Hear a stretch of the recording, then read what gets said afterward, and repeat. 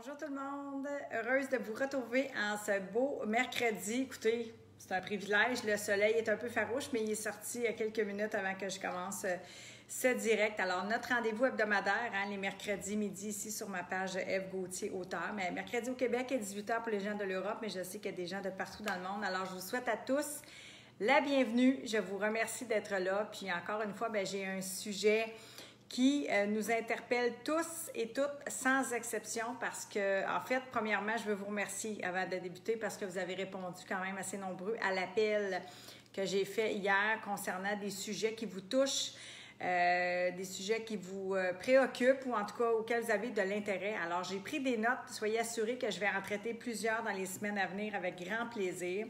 Mais aujourd'hui, je commence avec la solitude.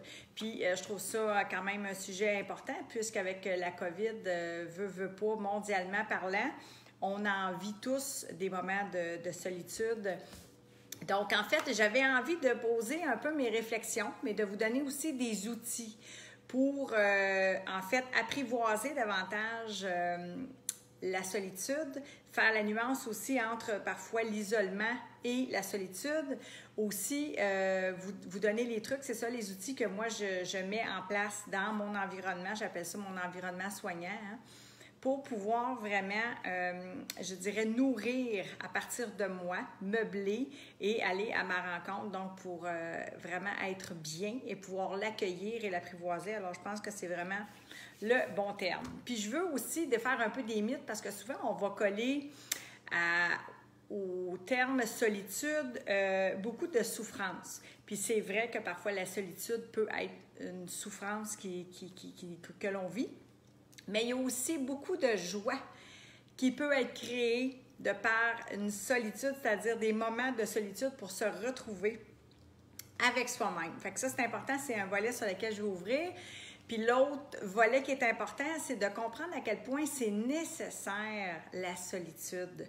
Donc, ça va être de venir voir un petit peu au niveau des croyances, quelle idée qu'on a reçue en lien avec la solitude, comment on l'aperçoit, comment on la vit, puis qu'on l'accueille, ou qu'on n'en veut pas, parce que des fois, c'est confrontant aussi, on va se le dire. Moi-même, j'ai été aussi longtemps dans ce déni-là, un peu de ne pas vouloir vivre de moments de solitude, donc de remplir des agendas, d'avoir une vie extrêmement remplie, puis pas nécessairement ni des activités, que ce soit personnelles, professionnelles, ou même des gens ou des relations qui n'étaient pas nécessairement connectés avec qui j'étais véritablement.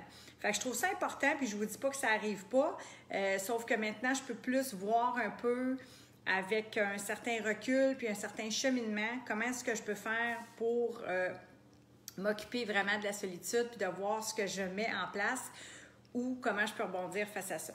Fait que quand je parle de solitude, c'est certain qu'on parle d'accueil souvent ou de résistance. Comment est-ce que la solitude peut venir à nous? Ça peut être une perte d'emploi, ça peut être une séparation, ça peut être les enfants qui quittent la maison aussi. On appelle ça en psychologie le syndrome du nid vide. Donc, souvent, ça laisse un grand deuil, une grande solitude.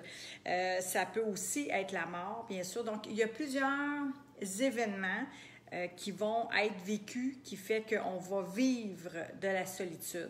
Puis ça, c'est important, je veux faire vraiment la nuance entre la solitude puis l'isolement, parce que souvent, des fois, ou quand on va vivre des problématiques, ça peut être le deuil, ça peut être une dépression aussi, on peut s'isoler. Alors oui, on vit de la solitude parce qu'on va être en retrait pour des raisons de santé, ou un deuil, quoi que ce soit, puis on va chercher parfois à s'isoler.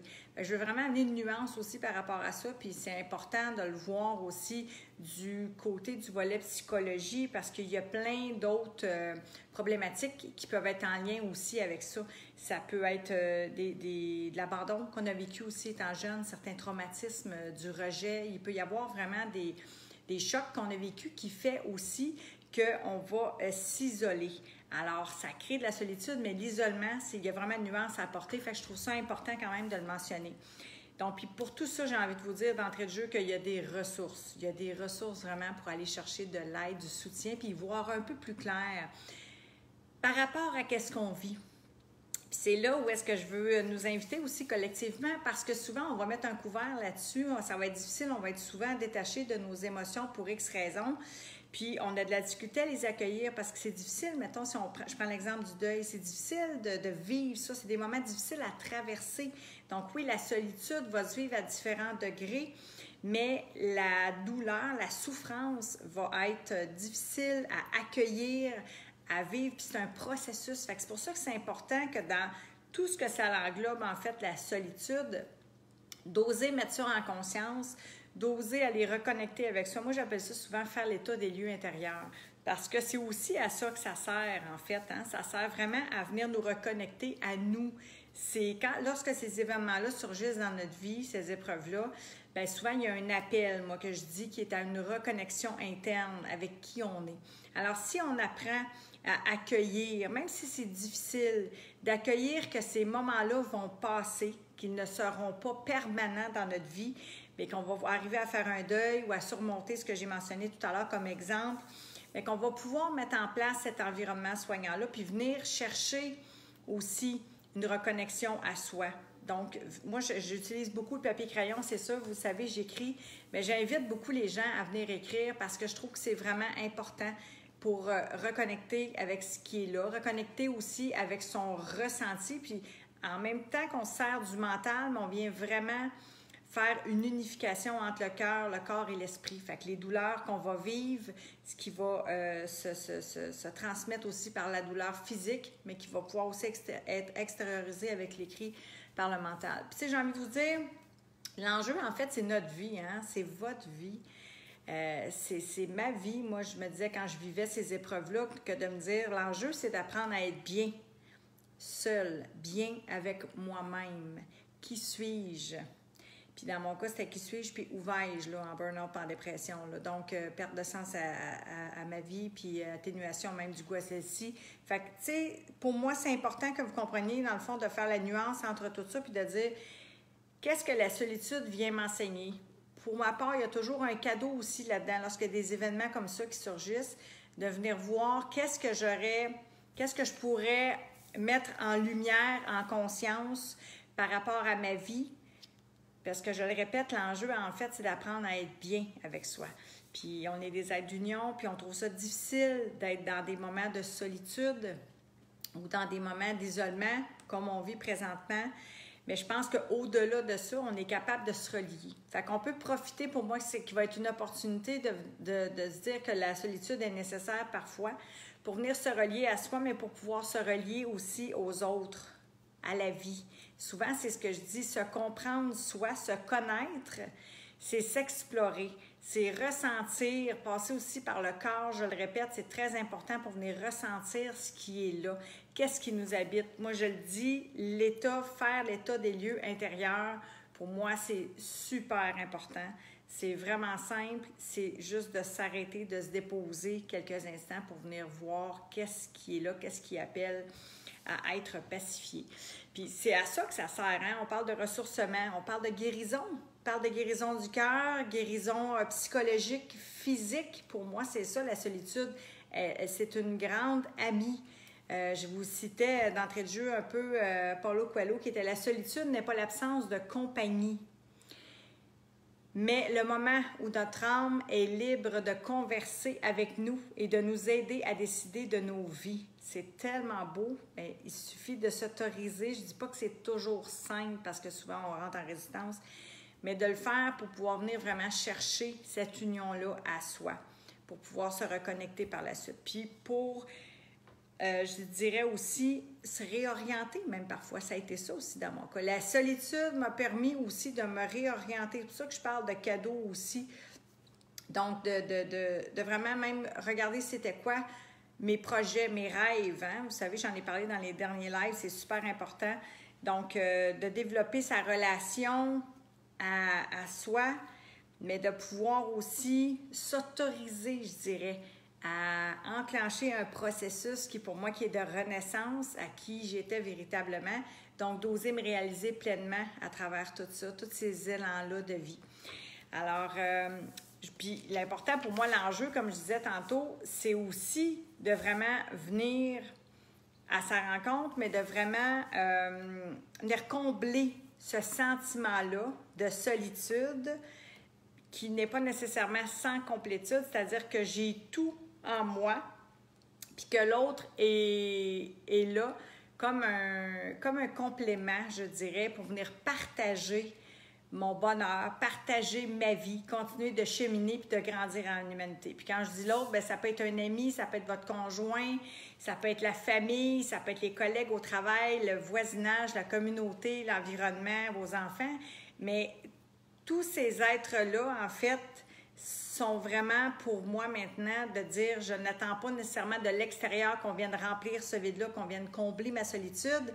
J'accueille cette solitude-là en me disant que oui, parfois, elle me fait souffrir, mais qu'en même temps, je peux avoir de grands élans de joie en mettant des outils en place pour me nourrir moi-même, puis après partager avec les gens que j'aime. Donc, il y a vraiment une nuance. J'espère que je suis quand même claire dans ce que je vous partage dans mes réflexions, parce que pour moi, c'est important. Puis la grande maîtresse de tout ça, je vous dirais que c'est l'action. L'action dans le sens de sortir un peu encore là du mental, puis de simplement des ruminations ou des idées négatives, je dirais, ou du regard plus pessimiste que j'ai par rapport à la solitude. Hein? Souvent, on va poser une connotation un peu plus négative par rapport à la solitude. Et je vais prendre l'exemple des gens célibataires qu'on va dire qui sont seuls. Mais moi, je dis non, les gens célibataires ne sont pas seuls, ils sont célibataires. Alors, ils sont célibataires, puis même si on dirait qu'ils seraient seuls, on n'est jamais seul. Il y a toujours des êtres qui nous entourent. Donc, vous voyez, pour moi, c'est important. Des fois, c'est de changer juste le regard, la perception, de venir visiter nos croyances par rapport à ça pour avoir un état d'être beaucoup plus joyeux, beaucoup plus serein, plutôt que de basculer dans le mal-être en se sentant seul et en se sentant vraiment dans la solitude. Donc, l'action, j'y reviens parce que le temps file. Donc, l'action, c'est vraiment ça pour moi, sortir du mental parce que vous allez avoir à nourrir, en fait, l'esprit créatif, vraiment. Puis souvent, on dit que la créativité, c'est le bail des artistes, mais je ne suis pas d'accord. En fait, on est les artisans de nos vies. Fait que c'est à nous aussi à venir voir qu'est-ce qui nourrit notre créativité, qu'est-ce qu'on aime, c'est quoi nos intérêts. Ça sert aussi à ça, la solitude, parfois. Prendre ces moments-là, justement, pour s'intérioriser, prendre soin de soi, se faire plaisir, se détendre, puis venir dire, bien, je l'ai dit tantôt, projet de vie, rêve, qu'est-ce que j'aime, moi, Ève? Qu'est-ce que j'ai envie de faire? Qu'est-ce que j'ai envie de réaliser? Alors, de se mettre en chemin pour pouvoir vraiment venir nourrir tout ça. Donc, pour moi, c'est vraiment ça aussi, la clé, je dirais, qu'est-ce qui est important de venir passer à l'action pour entreprendre ce processus-là de libération, d'accueillir la solitude et de pouvoir combler ces moments-là aussi avec soi. Puis là, je ne suis pas en train de dire on a besoin des autres, on a besoin de chaleur humaine, on a besoin de contact, mais c'est juste que je pense qu'avant de pouvoir parfois même se relier, on a besoin de se reconnecter à soi pour pouvoir se relier aux autres. J'ai envie aussi de vous mentionner, il y a plein d'activités qu'on peut faire. En ce moment, ce matin, je partageais les feuilles derrière chez moi, comment c'est beau, les couleurs, les pommes, les citrouilles, la marche. Il y a plein d'activités, la lecture, plein de choses qu'on peut faire qui aussi nourrit notre âme, qui nous élève le goût à la vie, qui nous donne vraiment le goût de sortir justement de notre petit cocon. Donc, pour pouvoir transmuter tout ça, créer puis partager. Alors, je voulais vous faire part aussi du bénévolat. Moi, je viens de renouveler ma 4e année avec Opération Enfant Soleil, puis je trouve ça super enrichissant de pouvoir contribuer bien humblement à une cause. Fait que ça aussi, c'est des actions que vous pouvez entreprendre qui vont vous aider à sortir de la solitude et à donner du sens puis à vous relier vraiment aux autres. Alors, écoutez, en terminant, en fait, ce que j'aimerais vous dire, en bref, c'est que le cadeau, vraiment, qui pour moi, juste de percevoir que la solitude n'est pas que de la souffrance, mais bien qu'on peut y trouver beaucoup de joie à prendre soin de soi et qu'elle est nécessaire aussi à notre intériorité, puis qu'elle peut nous aider justement à nous réorienter, à mettre plein de choses en place pour nous unifier cœur, corps, esprit, tant au niveau personnel qu'au niveau professionnel. Puis que plus, en fait, je me relie à moi, plus je me relie aux autres et plus je me relie à la vie, au grand tout. Alors, c'est vraiment ce que je nous souhaite. Donc, je vous remercie encore une fois d'avoir été présent. Merci pour vos cœurs, vos pouces. Je vois ça passer, tout cet amour. S'il y a d'autres questions, je vais pouvoir y répondre aussi après le live. Alors, je vous dis même pas ce moment, mercredi prochain, puis je vous embrasse. Prenez soin de vous et osez savourer aussi les grands bienfaits de la solitude. Ciao!